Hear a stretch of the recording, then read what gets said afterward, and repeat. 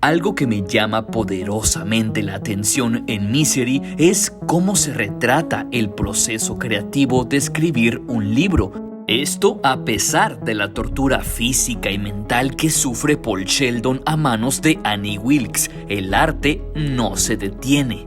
Esta tortura bien podría interpretarse como una metáfora de lo que sufre un artista en su vida con tal de crear su obra maestra. Sí, Paul es obligado a escribir un nuevo libro, pero hay muchos momentos en los que a él verdaderamente le nace las ganas de hilar esa historia. Para un autor, a pesar de las circunstancias de la vida, el impulso de escribir siempre es más fuerte.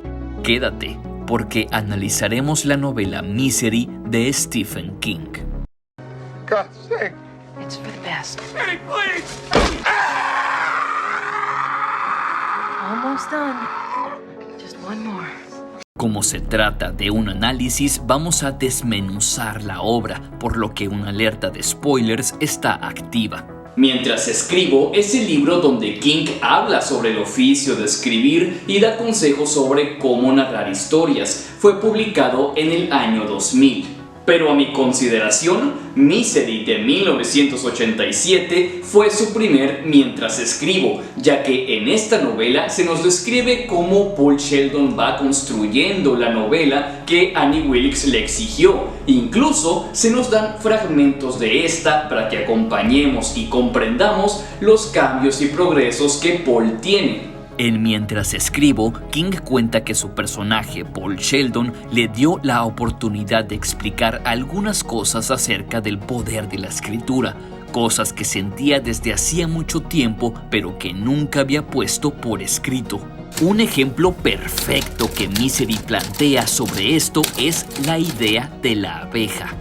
Al inicio, cuando Paul se sienta a escribir el nuevo libro, no sabe cómo empezar, porque había matado a su personaje, Misery Chastain. Hizo una trampa para revivirla, digna de un escritor flojo, solo para entregarle un avance a Annie Wilkes. Pero si algo positivo tiene Annie es que es una buena lectora y se percata de la trampa. Es cuando Paul entra en desesperación por no saber cómo revivirla de manera verosímil. Y Annie, de la manera más casual, le sugiere a Paul que se deba a la picadura de una abeja, ya que según su experiencia como enfermera, una persona de cada 12 es alérgica a estas picaduras y las alergias se manifiestan de formas distintas, como en estados de coma similar a la catalepsia.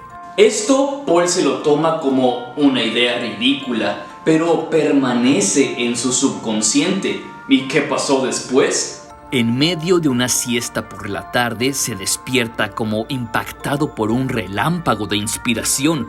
Ya tenía toda la historia clara y la quería anotar antes de olvidarla. Todo derivado de la idea de la abeja. Eso era lo que necesitaba para desatar su creatividad. Es curioso cómo una idea simple o que nos parece tonta en un inicio se convierte en el cimiento de una trama completa de una novela. ¿O qué? ¿Creen que ideas como la abeja solo ocurren en historias como Misery?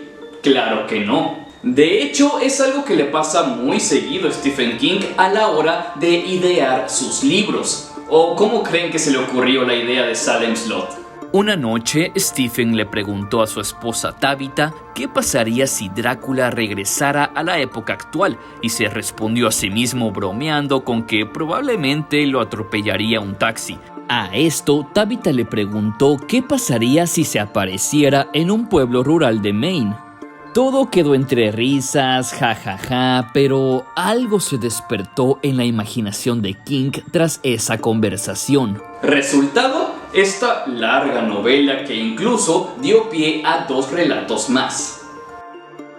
Quisiera resaltar cómo Misery retrata la inspiración de un escritor.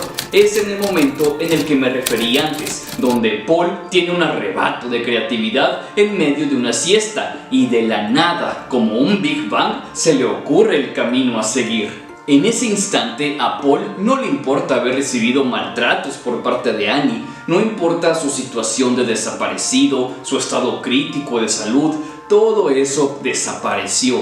Lo único urgente era anotar la historia antes de perderla.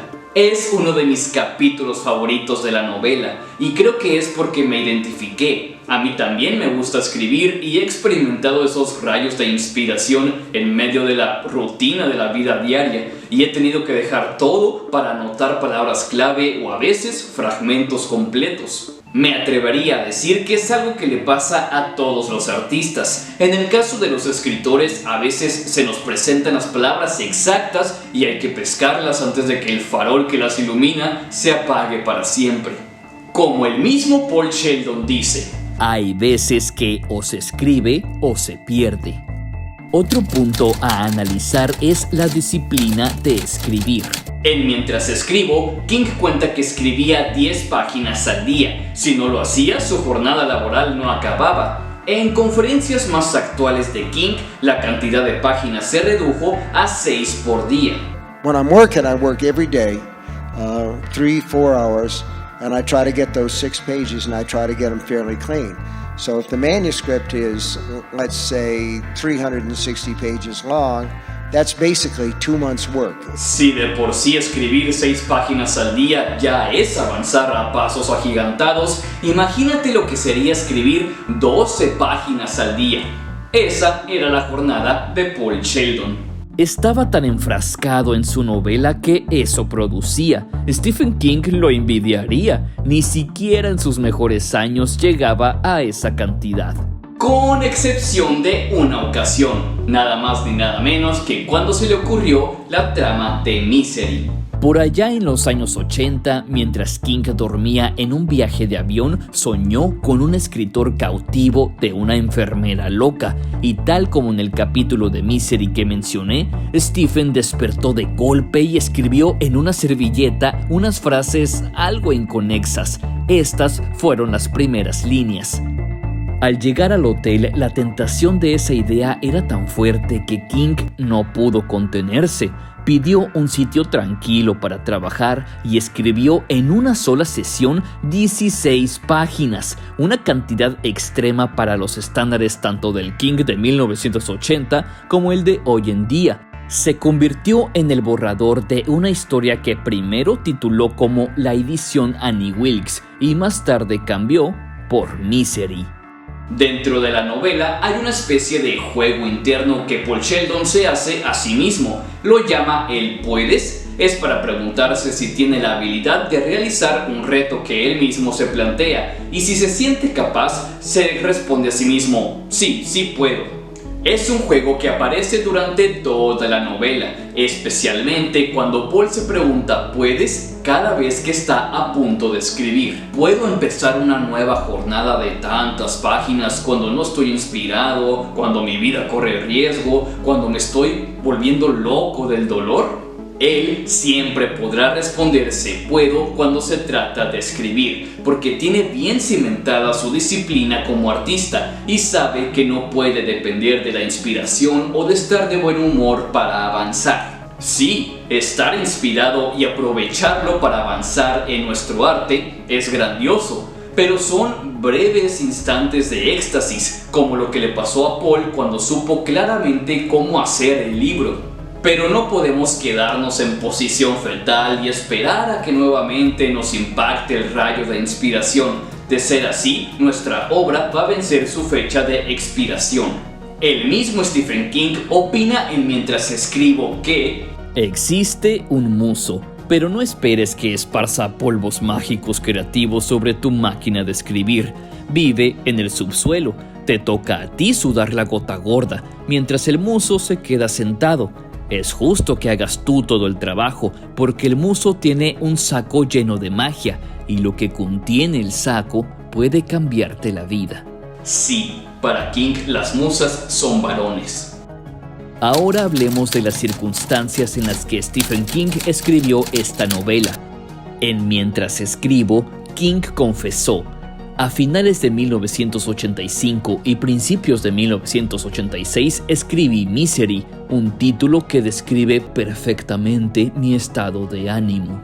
Es bien sabido que los artistas a veces y no en todos los casos atraviesan momentos de sufrimiento, incluso se hacen memes al respecto, pero más allá de la broma, retrata algo que sí pasa. En la historia hay artistas que tuvieron una vida difícil porque sus circunstancias no les dio mejores oportunidades, otros se someten por voluntad propia al sufrimiento.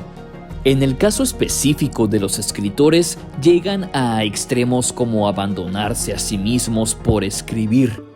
Entonces trabajo de una manera muy desperdigada, muy anárquica, sin ningún horario. Salvo cuando estoy llegando al punto central de lo que quiero decir. Porque en ese momento yo soy un poco la víctima de lo que estoy haciendo. Soy poseído por lo que estoy haciendo.